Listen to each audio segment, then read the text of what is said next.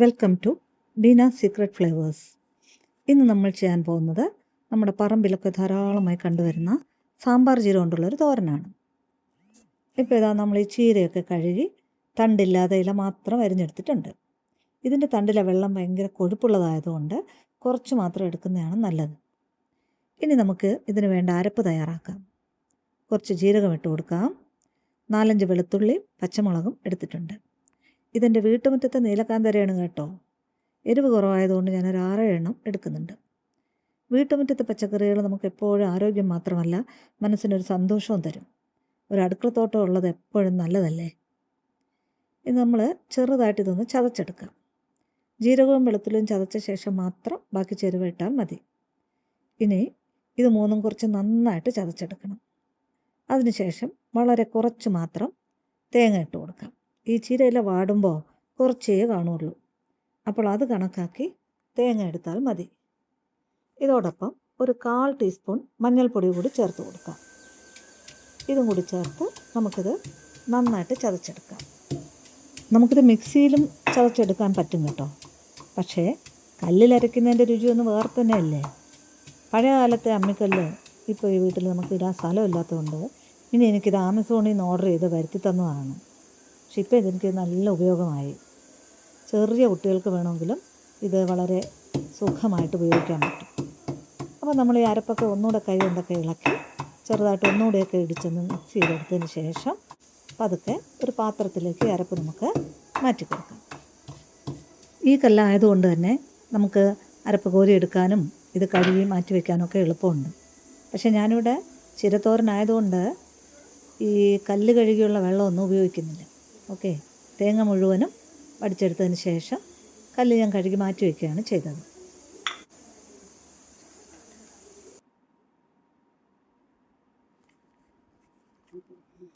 ഇനി നമുക്ക് സ്റ്റൗ കത്തിച്ച് കടായി വെച്ച് കൊടുക്കാം. എണ്ണ ഒഴിച്ച് ചൂടാകുമ്പോൾ കടുക് താളിച്ച് കൊടുക്കാം. കടുകൊക്കെ ഇട്ട് അതൊന്ന് പൊട്ടി വരുമ്പോൾ വറ്റൽമുളക് ചേർത്ത് കൊടുക്കാം. ഇത് ഇലക്കറി ആയതുകൊണ്ട് തന്നെ ഞാൻ കറിവേപ്പില ചേർത്ത് കൊടുക്കുന്നില്ല. അപ്പോൾ ഇതൊന്ന് മൂത്ത് വരുമ്പോഴേക്കും നമ്മൾ അരച്ച് വെച്ചിരിക്കുന്ന അരപ്പ് ഞാൻ ആദ്യം തന്നെ ചേർത്ത് കൊടുക്കുകയാണ്. ഈ ചീരയിൽ വെള്ളത്തിൻ്റെ അംശം ഒട്ടുമില്ല, അത് പെട്ടെന്ന് തന്നെ വെന്ത് കിട്ടും. അതുകൊണ്ടാണ് അരപ്പ് ഞാൻ മുമ്പ് ഇട്ട് കൊടുക്കുന്നത്. അപ്പോൾ ഇത് പാറ്റില കൊണ്ട് നന്നായിട്ട് ഇളക്കി ചെറിയ തീയിലിട്ട് നമുക്ക് ഒന്ന് വേവിച്ചെടുക്കാം. തേങ്ങ ഒരുപാട് മൂത്ത് ചുമന്നൊന്നും വരണ്ട. ആകെ ഒരു 2 മിനിറ്റ് തേങ്ങ ഒന്ന് പച്ചമണം മാറാൻ വേണ്ടിയിട്ട് ഒന്ന് ഇളക്കി അതിലുള്ള വെള്ളമൊക്കെ ഒന്ന് വറ്റി വരുമ്പോഴേക്കും നമുക്ക് അടുത്തതായിട്ട് ചേർത്ത് കൊടുക്കാനുള്ളത് നമ്മൾ അരിഞ്ഞു വെച്ചിരിക്കുന്ന ആ ചീരയാണ്. അപ്പോൾ നമുക്ക് ചീര കുറേശ്ശെ ഇട്ട് കൊടുക്കാം. നോക്കൂ, ഞാനതിൽ തണ്ടിട്ട് കൊടുക്കാത്തത് കൊണ്ട് ഇല മാത്രമേ ഉള്ളൂ, വളരെ ഡ്രൈ ആയിട്ടാണ് ഇരിക്കുന്നത്. അപ്പോൾ ഇത് നമുക്ക് നന്നായിട്ടൊന്ന് മിക്സ് ചെയ്ത് കൊടുക്കാം. ഞാൻ ഈ ചീരയിൽ ഉപ്പ് ഇതുവരെ ചേർത്തിട്ടില്ല, അത് ഞാൻ അവസാനം മാത്രമേ ചേർക്കുകയുള്ളൂ. ഈ ഇലക്കറികളിലെല്ലാം ഉപ്പിൻ്റെ അംശം സ്വതവേ ഉണ്ട്. അപ്പോൾ നമ്മളത് അവസാനം ചേർത്ത് കൊടുക്കുന്നതാണ് നല്ലത്, അല്ലെങ്കിൽ എപ്പോഴും ഉപ്പ് കൂടിപ്പോകാൻ സാധ്യതയുണ്ട്. ഇത് ശരിക്കും അടച്ചു വെച്ച് വേവിക്കേണ്ട ആവശ്യമൊന്നുമില്ല. എന്നാലും ഇത് ഡ്രൈ ആയിട്ടിരിക്കുന്നതുകൊണ്ട് ഞാൻ ചെറുതായിട്ടൊക്കെ ഒന്ന് കുറച്ച് സമയം മാത്രം അടച്ചു വെച്ച് കൊടുക്കും. അല്ലെങ്കിൽ അതിൻ്റെ ആവി വീണ് ചീര കുഴഞ്ഞു പോകാൻ സാധ്യതയുണ്ട്. അപ്പോൾ വളരെ കുറച്ച് സമയം മാത്രം അടച്ചു വെച്ചിട്ട് വീണ്ടും അത് തുറന്ന് നന്നായിട്ട് ഇളക്കി കൊടുക്കും. അപ്പോൾ ഞാൻ ഉപ്പ് ചേർത്തിട്ടില്ല, ഇപ്പോഴാണ് ഉപ്പ് ചേർക്കാൻ പോകുന്നത്. അത് വളരെ കുറച്ച് ഉപ്പ് മാത്രമേ ചേർക്കുന്നുള്ളൂ. നിങ്ങൾക്ക് ഉപ്പ് നോക്കിയതിന് ശേഷം കുറവാണെന്ന് തോന്നുകയാണെങ്കിൽ വീണ്ടും ഇട്ട് കൊടുക്കാൻ പറ്റും. ഇനി ഇത് നന്നായിട്ട് മിക്സ് ചെയ്ത് കൊടുക്കുക. ഇനി ഒരുപാട് സമയമൊന്നും ഇനി വേകാനില്ല. ചീര ഏകദേശം വെന്തിട്ടുണ്ട്. ഇത് പെട്ടെന്ന് തന്നെ 5 മിനിറ്റ് കൊണ്ട് വേകുന്ന ഒരു ചീരയാണ്.